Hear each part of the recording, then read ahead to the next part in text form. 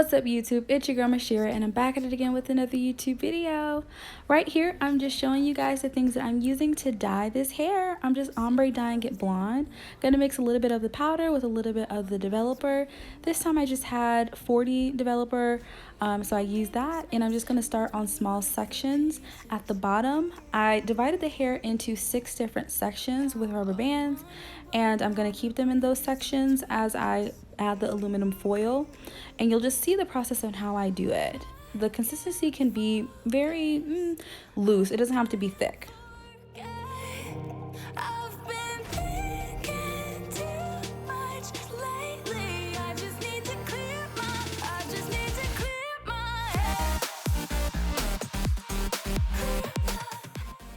So once I start with a little bit of the section at the bottom of the hair, I'm just going to wrap the aluminum foil around so that way it won't just slide off.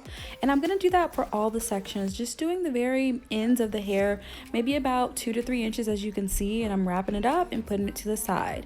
I would recommend using gloves anytime you're using the developer and the powder, just because it can burn your hands and do all the craziness.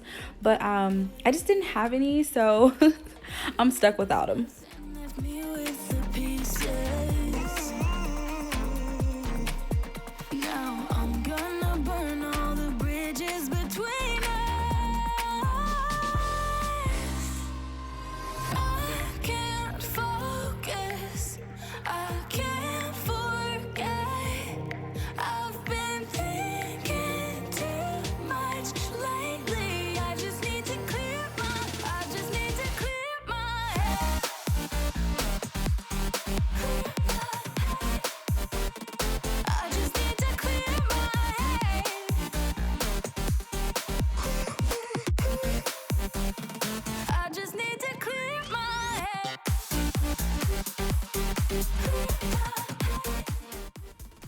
Once I got done with the very first layer, I went on to my second layer. I did 3 different layers of dye, so kind of to make the ombre look. So this is my second layer. I'm just gonna go through and do the second layer, and after each layer I wait about 10 to 15 minutes before I move on to the next layer, if that makes sense. So I waited about 10 to 15 minutes to start adding these onto each section, and I just close the aluminum foil back up and go around to all of them. I try to keep the same order in which I did the first layer. So the first layer, I started from the right side of the head and went to the left, and I'm trying to keep the same order for all of them. So you'll see me do layer 2 and layer 3.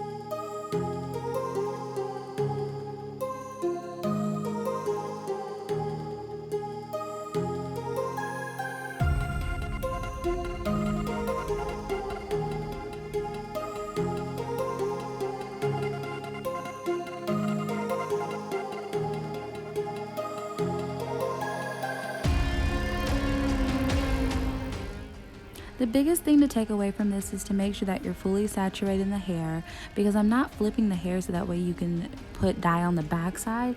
So you want to make sure that you're using up and down strokes as well as side to side strokes to get that complete. This is how the hair was looking right before I rinsed it off, and we're going to move into how I flexi routed them. When I flexi routed them, they actually came out in really tight curls, and I actually posted a video of me doing my makeup with the curls. I'll link that down below if you guys want to see it. Later on I went back and used a curling iron to actually make some bigger curls and looser curls, because they just weren't falling the way that I wanted them to. But this is just how you can put it in a protective style to dry out, so you don't have to add heat to it.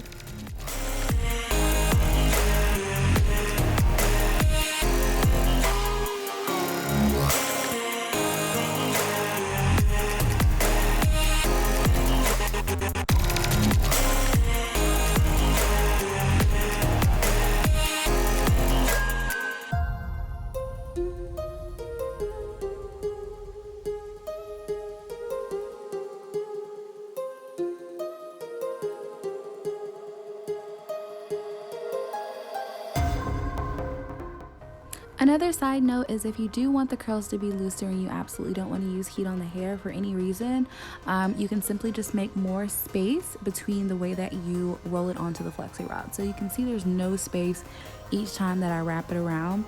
The bigger the space is, the more loose the curls will be. So maybe I'll do that next time, but I guess I was distracted. I was watching TV while I was doing this.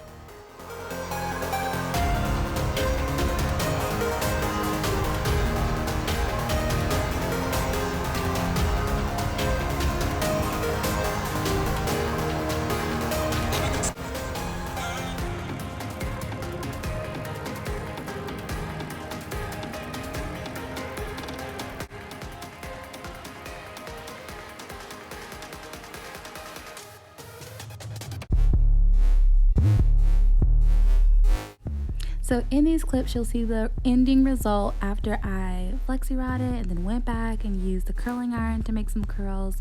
I really love the results of it. I have a lot of fun with dyeing hair, and hopefully it'll be ombre whatever color I choose. When I add some color to this, hopefully it'll be super cute. But I hope you guys really love this video.